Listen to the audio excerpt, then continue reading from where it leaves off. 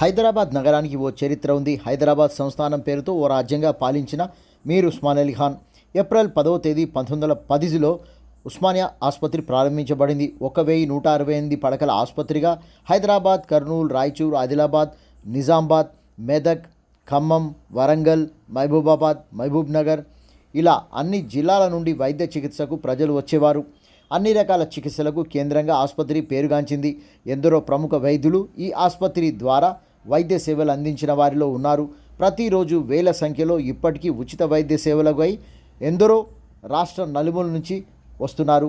రాష్ట్ర వైద్య విధాన పరిషత్, తెలంగాణ రాష్ట్ర ప్రభుత్వం చికిత్స అందిస్తుంది. ఎందరో రోగులు ప్రమాదాల బారిన పడినా వస్తున్న వారికి ఆదుకుంటున్న ఉస్మానియా ఆసుపత్రి వయసు 100 సంవత్సరాల కాలం ఎప్పుడో దాటింది.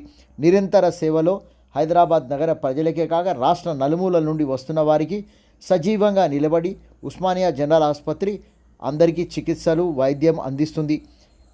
పాత భవనం ఇప్పటికీ అదే విధంగా కొనసాగుతుంది. చికిత్స వస్తున్న వారి సంఖ్య పెరుగుతూనే ఉన్నందున కొత్త భవనాలు నిర్మించారు.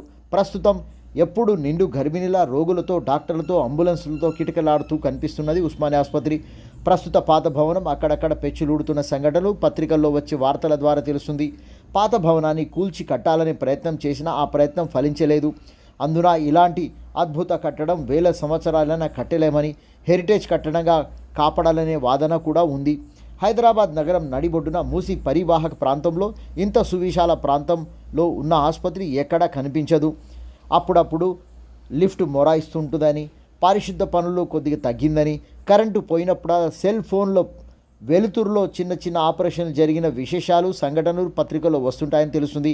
ఉస్మానియా జనరల్ ఆసుపత్రి అప్పట్లో చూడముచ్చటగా కట్టడం 2 కోట్ల రూపాయలతో పూర్తయిందని రికార్డుల ద్వారా తెలుస్తుంది. 100 సంవత్సరాల నిర్విరామంగా రాష్ట్రం నలుమూల నుండి వస్తున్న పేదలకు వైద్య ఆలయంగా ఉస్మానియా ఆసుపత్రి భరోసా కల్పిస్తుంది. ప్రాణాలకు రాష్ట్రంలోని వైద్య విద్య అందించిన విద్యార్థులు అవన్నీ నేర్చుకోవడానికి జూనియర్ డాక్టర్లుగా నర్సులు, రేడియాలజిస్టులు, ఎక్స్రేలు, స్కానింగ్లు ఇలా ఎన్నో రకాల వైద్యం ట్రైనింగ్ తీసుకోవడానికి, తర్ఫీదు తీసుకోవడానికి ఉస్మానియా ఆసుపత్రి వైద్య విద్యార్థులకు ఎంతో చక్కటి ప్రాంతంగా, చక్కటి ఆసుపత్రిగా ఉన్నది.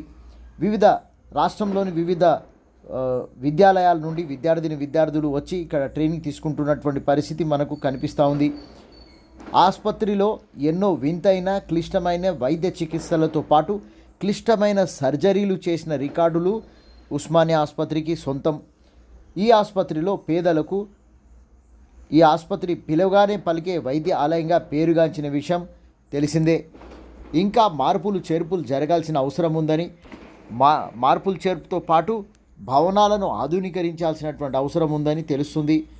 గత దశాబ్ద కాలంలో ఎన్నో మార్పులు చేయాలని అనుకున్నా కుదరలేని పరిస్థితి కనిపిస్తుంది.